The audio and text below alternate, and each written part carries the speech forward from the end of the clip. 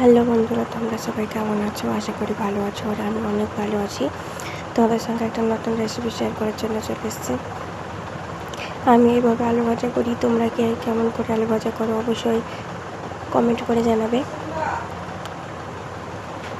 প্রথমে পেঁয়াজটা লঙ্কাটা ভাজা করে নিয়েছি, মানে হালকা ব্রাউন কালার হয়ে যাবে তখন। তারপরে দিয়ে দিলাম লবণ, হলুদ। মানে হলুদটা লবণটা যদি কড়াইয়ে তেলে দেওয়া হয় তাহলে কড়াইতে আলু ভাজাটা লাগবে না, সুন্দর ভাজা হবে। আমি কিন্তু এভাবেই করে থাকি। তোমরা কি কেমন করে করো অবশ্যই জানাবেন। এভাবে একবার যদি কেউ রান্না করে না থাকো তো রান্না করে একবার অবশ্যই ট্রাই করে দেখবে।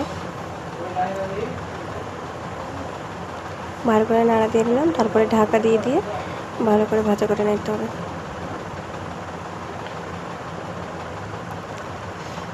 এই ভিডিওটা যদি ভালো লাগে থাকে সবাই লাইক কমেন্ট করে শেয়ার করবেন, আর অবশ্যই সাবস্ক্রাইব করতে ভুলবেন না।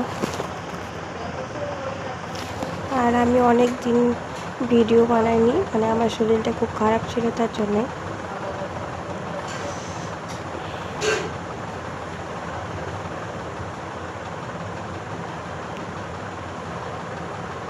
দেখুন কড়াইতে একদম একটুও লাগছে না, এত ঝরঝরে হয়ে ভাজা হচ্ছে।